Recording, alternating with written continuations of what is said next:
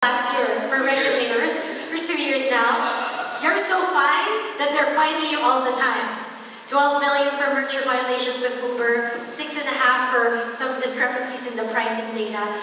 As the head of this disruptive startup, how is the regulatory environment in the Philippines? Do you think it's a bit hostile to disruptive startups like yourself?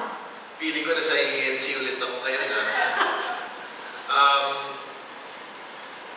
all of those fines, by the way, were appealing. So we haven't paid a single cent yet. So okay. Landed on appeal. The problem with disruption and innovation is that regulation will always lag behind it. And you've seen that in what we've done for transport. You've seen that in the hotel industry with Airbnb. Every time there's a shift in market dynamics where incumbents are challenged, regulators will always respond late. The problem with that is the business models of these disruptive companies would have already been established. And trying to change that to favor regulation is very, very tough. I feel that here in the Philippines, for transport in particular, I feel that we're being over-regulated. Wala naman gobyerno dito, no? So, ito kasama ko to sa Congress, pinagalitan ng congressman. It's another story, yeah. So I feel that, speaking honestly, there's a lot of vested interest in the government which would result in them not embracing your tech for the good it can bring, because they're afraid that those vested interests that they have might get disrupted. You have congressmen that own taxis. You have a big taxi lobby. And there's money that goes around, right? And us coming in, taxis now, their utilization rates have dropped below 50% because a lot of the drivers want to drive a Grab car instead of an old taxi. But that's not our fault that the taxi companies did not invest and reinvest in improving their vehicles. Kasi kaya naman in other markets, kaya naman. Bakit dito hindi nila magawa? So it was their choice. But going back to your question, regulation has been tough. But slowly they're opening their eyes to technology. Recently, I saw a report that Habal-Habal, Angkas, they're doing negotiations for a pilot. So if they do get that, that will be a big win for the transport sector, just for companies that want to disrupt, because it shows precedent that the government's willing to work now with the disruptive companies to create solutions that really benefit the general public. Okay, and Mike, first question, sino yung congressman na nagalit sa'yo at bakit? I can't remember. Definitely it was not Bongsanday. Okay. Sorry.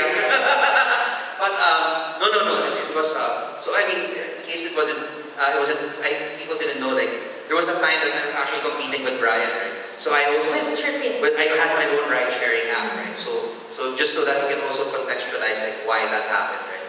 And I think that I mean, like speaking of like what you were asking earlier, which was like raising money for your company.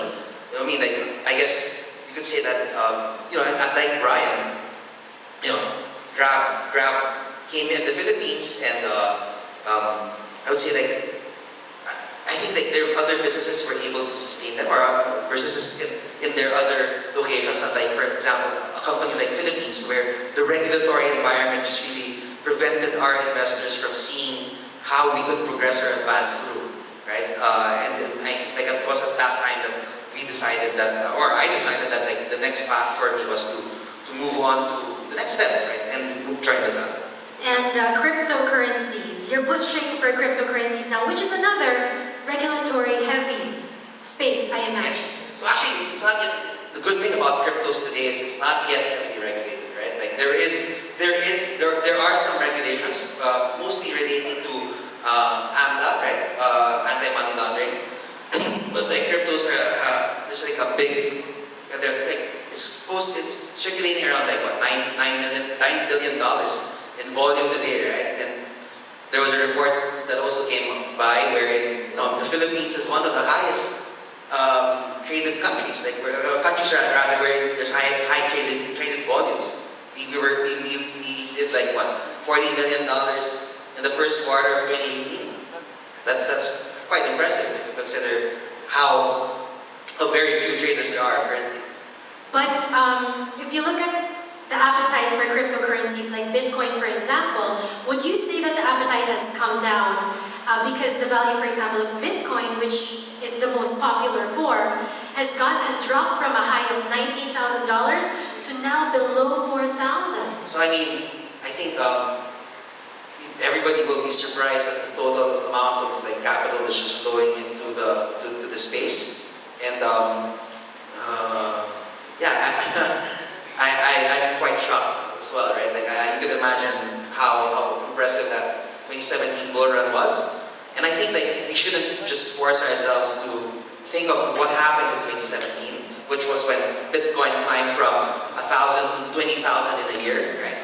But rather we should think of what will happen when we hit, well, right now we're hovering around 3,500, right? And like let's not go to, but at this current rate and at this current price where Bitcoin has already fallen around 83%, and in the last bear market, Bitcoin's price dropped by 94%, so there's potentially another 10% more that Bitcoin would drop down to, if in case we do get down there. I think now is a better time for anyone to get into it. And for all you know, it might even surpass our previous highs of 20,000. Exciting. Sure. Yes, Frank. Yeah, I just wanted to add on the regulatory side. I think it's important for anyone that wants to do a startup that's potentially disruptive to existing industry. The whole regulatory angle of things can be used as a strategy and a weapon, which we did at the height of the battle with Uber. So we had a certain way of how I wanted Grab to deal with regulators versus how I saw Uber dealing with regulators. So we use it as a strategy, not as a risk. So for sure, Brian befriended the regulator, which was not a bad thing, right? And like people like myself, I was very vocal against the government. That's why napagalitan nga ako, diba? That's like telling them, like, why the fuck were you trying to stop like what we were doing? I literally used the word fuck. I think that's the reason why. Tinanong mo kasi kung nagtataksi yung mga congressman. Meron naman siya kumpanya. So you befriended the regulators. It was working with. I think it's working with, I right? think recently you hired a former employee of the Philippine Competition Commission Did you, to be on your team. I hired someone who used to be in Shopee, who came from Shopee. Before Shopee, she was with the PCC. Okay. But I didn't hire her from the PCC. She was in Shopee. Okay, so Stanley, very quickly, as someone who helps broker these deals for